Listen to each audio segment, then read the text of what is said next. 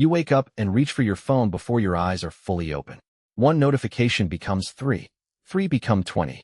10 minutes disappear, and somehow your brain already feels tired before the day has even started. It feels like a lack of discipline. But the real answer is far stranger. Because your phone is competing against systems inside your brain that were shaped hundreds of thousands of years before electricity existed.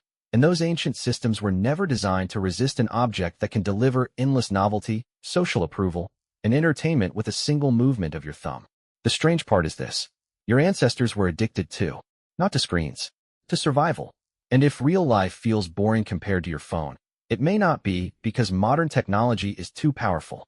It may be because modern life accidentally removed the very things your brain evolved to crave. Imagine an ancestor standing on an African grassland 50,000 years ago. The landscape is silent. Then something moves in the distance. Your ancestor's brain immediately pays attention. Is it food? A threat? A stranger? For most of human history, survival depended on one thing: noticing what changed. Psychologists call this novelty seeking, the tendency to focus on new and unexpected information. In simple terms, your brain rewards you for discovering something different. That instinct kept your ancestors alive. A strange footprint could lead to prey. An unfamiliar sound could signal danger. A new berry patch could feed an entire family. Your brain evolved to chase the unknown. And today, social media platforms exploit exactly the same system. Every swipe promises something new. A funny video, a shocking headline, a message, a secret.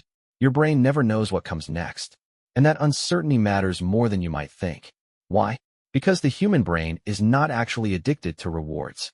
It is addicted to the possibility of rewards. In the 1950s, psychologists James Olds and Peter Milner conducted one of the most famous experiments in neuroscience. Working at McGill University in Canada, they accidentally discovered that rats would repeatedly press a lever to stimulate certain parts of their brains. Again and again, sometimes thousands of times. For decades, people believed they had discovered the brain's pleasure center. But later research revealed something stranger. The chemical involved, dopamine, is not simply about pleasure. It is about anticipation. Dopamine does not say, "This feels good." It says, "Pay attention. Something important might happen." Your phone understands this perfectly. Refresh your feed. Check your messages.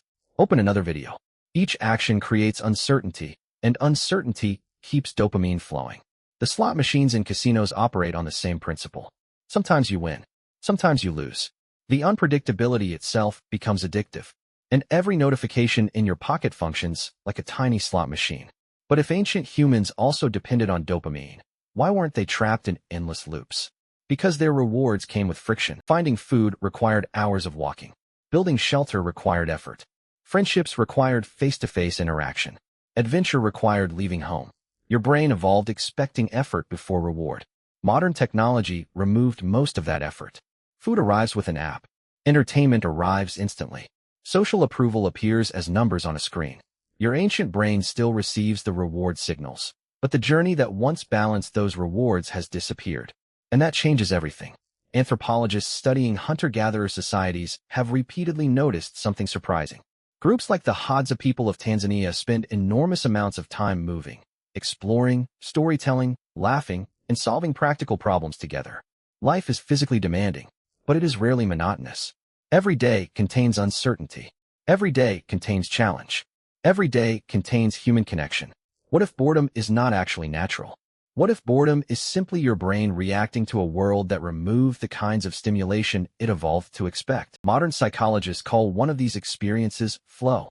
The concept was popularized by psychologist Mihai Csikszentmihalyi in the 1970s.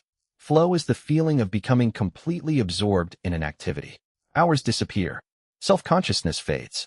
Time feels different. You experience flow while playing music, painting, climbing, writing, cooking, learning a language, or even having a deep conversation. Your phone gives you entertainment. Flow gives you participation. And your brain evolved for participation. Think about childhood. Building forts, riding bicycles, exploring abandoned places, playing games until sunset. None of those activities offered constant rewards, yet they felt intensely addictive. Why? Because they combined challenge, uncertainty, movement, and social connection, the exact ingredients your brain evolved to crave. The irony is almost painful. People often assume that phones became addictive because they offer too much stimulation. But the opposite may also be true. Real life became less addictive because many of the experiences humans evolved for quietly disappeared. For most of history, people lived surrounded by tribes, families, and communities. Loneliness was dangerous. Isolation could mean death. Evolution responded by making social connection feel rewarding. Neuroscientists have found that social approval activates many of the same brain systems involved in physical rewards. A smile mattered. Acceptance mattered. Belonging mattered. Today, likes and notifications imitate those ancient signals. But there is a difference. Your brain evolved to read faces, to hear laughter, to sit beside a fire, to share stories with real people. A number on a screen can trigger the system, but it cannot fully satisfy it. That is why scrolling often leaves you wanting more. Your brain receives fragments of connection without receiving the experience it was actually built for. And so the search continues. Another video, another message, another refresh. Always searching, never arriving. But here is the counterintuitive twist. The solution may not be using your phone less. It may be making real life harder. Not miserable. Harder. Learn an instrument. Take long walks without headphones. Join a sport. Travel somewhere unfamiliar. Cook complicated meals. Read difficult books. Talk to strangers. Build something with your hands. At first, these activities feel less rewarding than scrolling. Your brain resists. It complains. It wants instant gratification. But something strange happens after enough time. The rewards become deeper. The satisfaction lasts longer. The memories remain. Because your brain was not designed for endless consumption. It was designed for effort followed by meaning. The most addictive experiences in human history were never passive. They were adventures. Researchers at Stanford University have shown that novelty, movement, challenge, and social interaction all influence the brain's reward systems. Anthropologists, psychologists, and neuroscientists keep arriving at the same conclusion from different directions. Humans evolved in environments filled with uncertainty, exploration, and connection. Modern technology condensed those experiences into a device that fits inside your pocket. But the original experiences still exist. Outside your window, inside conversations, inside difficult skills, inside places you have never visited. Your phone offers stimulation. Real life offers transformation. And your brain knows the difference, even if it sometimes forgets. Tomorrow morning, you may wake up and instinctively reach for your phone. Your thumb will hover over the screen. Notifications will wait. Videos will wait. The endless scroll will still be there. But somewhere beneath that impulse, an older part of your mind remembers something else. It remembers campfires, journeys, stories, exploration. Because the real challenge was never making phones less addictive. The real challenge is remembering that your brain evolved to become addicted to life itself. Don't forget to subscribe and turn on notifications so you never miss our next video.